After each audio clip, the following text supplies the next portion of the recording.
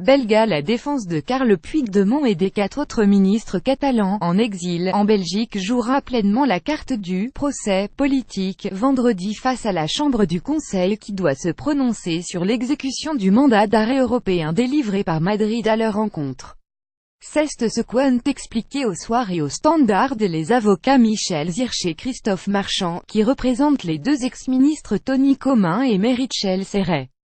Selon la défense des 5 hommes politiques catalans, le président destitué de la Généralité de Catalogne et ses ex-ministres n'étaient pas poursuivis en Espagne pour des faits pénalement répréhensibles, clairement identifiés et imputables individuellement. La justice espagnole leur reproche au contraire des opinions politiques et des faits qui relèvent des libertés individuelles, estime l'équipe d'avocats, qui fera de cette ligne de défense sa stratégie commune face à la Chambre du Conseil. C'est l'ensemble du processus politique, depuis leur campagne électorale et leur victoire jusqu'aux décisions politiques de nos clients, qui fondent le mandat d'arrêt, à l'encontre de chacun des 5 ex-dirigeants, assure Michel Zirch. Christophe Marchand pointe par ailleurs que les textes des 5 mandats d'arrêt européens identiques, alors que les intéressés occupaient des postes différents.